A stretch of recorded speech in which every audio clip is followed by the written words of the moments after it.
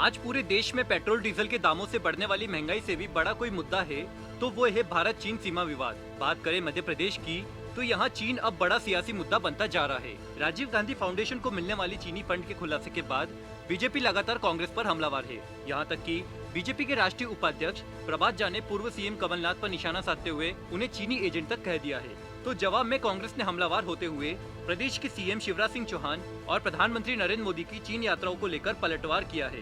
कांग्रेस नेता नरेंद्र सालूजा ने शिवराज सिंह की 5 दिवसीय चीन यात्रा और नरेंद्र मोदी के बतौर सीएम 4 बार चीन यात्रा को लेकर सवाल उठाए हैं। उधर प्रभात झा ने राहुल गांधी और सोनिया गांधी पर भी निशाना साधते हुए कहा कि जब सीमा पर भारत और चीन के बीच तनातनी चल रही है, ऐसे समय में राहुल गांधी और कांग्रेस अध्यक्ष सोनिया गांधी द्वारा चीन की भाषा क्यों बोली जा रही है।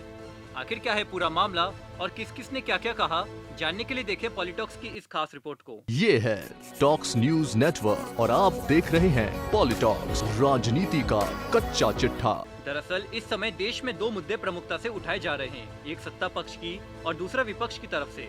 विपक्ष जहां गलवान घाटी में हुए भारत चीन मुद्दे पर सत्ताधारी मोदी सरकार को घेर रहा है, वहीं बीजेपी राजीव गांधी फाउंडेशन को चीन से मिलने वाले फंड को लेकर हमलावर है। 29 साल पुराना राजीव गांधी फाउंडेशन पहले भी विवादों में आ चुका है। इस बार आपदा पीड़ितों के हक का पैसा डाइवर्ट करने सहित चीनी फंडिंग का मुद्दा गंभीरता से उठ रहा है।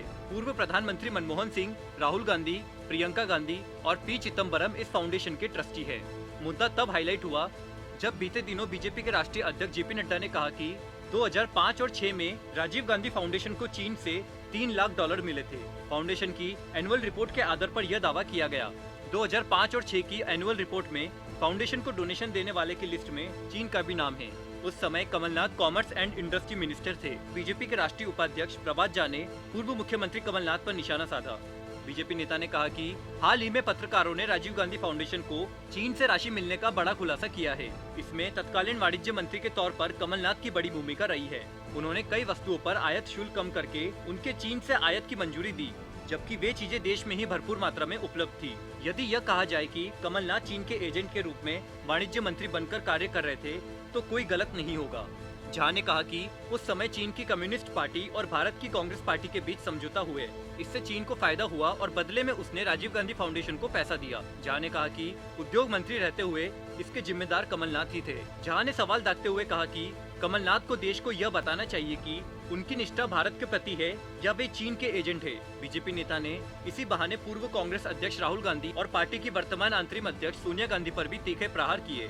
पार्टी के राष्ट्रीय उपाध्यक्ष झा ने कहा कि इस समय सीमा पर भारत और चीन के बीच तनातनी चल रही है। ऐसे समय में राहुल गांधी और कांग्रेस अध्यक्ष सोनिया गांधी द्वारा चीन की भाषा क्यों बोली जा रही है। बीजेपी के आरोपों को झूठा बताते हुए कांग्रेस भी अब पलटवार और हमलावर की मुद्रा में आ गई है। एमपी कांग्रेस अध्यक्ष के मीडिया समन्वयक नरेंद्र सलूजा ने कहा कि चीन का एजेंट बनने का काम तो सीएम शिवराज सिंह चौहान ने किया है, जबकि कमलनाथ पर झूठे आरोप मढ़े जा रहे हैं। सलूजा ने कहा कि बीजेपी को आरोप लगाने से पहले सीएम शिवराज सिंह चौहान और प्रधानमंत्री नरेंद्र मोदी की चीन यात्राओं पर स्पष्टीकरण देना चाहिए। सलूजा ने आगे कहा कि झा वर्षों पुरानी बात को छोड़कर पहले शिवराज सिंह की प्रदेश के मुख्यमंत्री के रूप में सितंबर 2011 की चीन यात्रा को देख ले। वर्ष 2016 में 19 से 23 जून तक की 5 दिवसीय चीन यात्रा पर गौर करे और 26 जून 2016 को चीन को लेकर किया गया उनका ट्वीट पहले पढ़ ले।